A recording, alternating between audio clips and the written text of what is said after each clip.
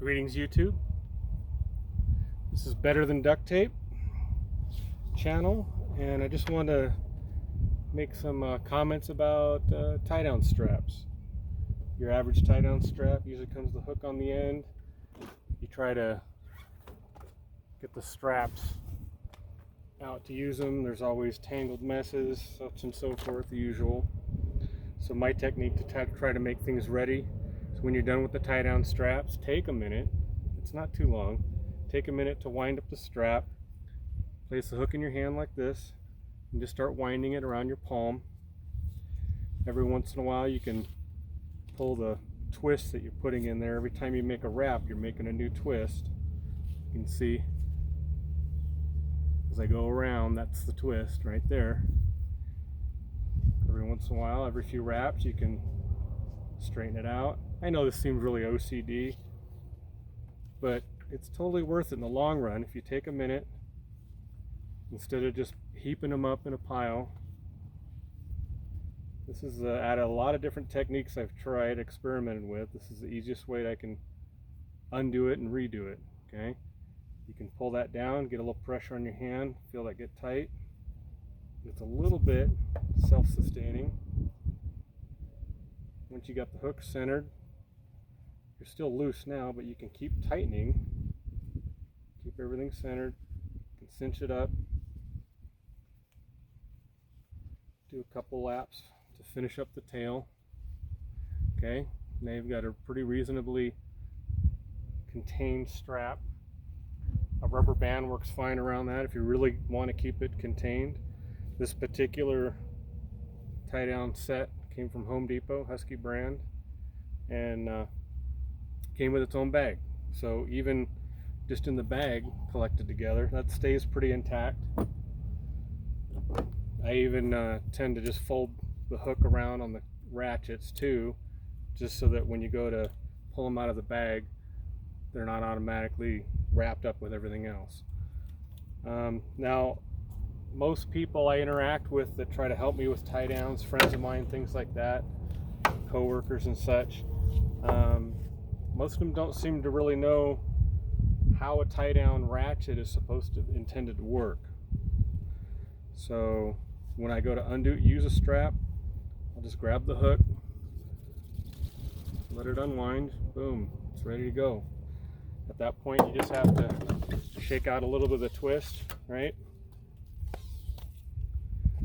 Okay, so using the ratchet, always start by closing the ratchet, okay? And then looking for the feed slot where the strap goes, okay? Ideally, you need that slot to be exposed so you can pass the strap all the way through, okay? So I'm going to move that a little bit, okay? Now you can see right through there, through that slot, okay? So if this is what we would call the bottom of the ratchet, right? That's going to go against your load, against the trailer frame, what have you. This is the top. This is the part that has to be able to move, right? So you always come in from the bottom. Okay, feed that in and fold it over. And that's the actual way, okay? That's the actual way a tie down is supposed to be done.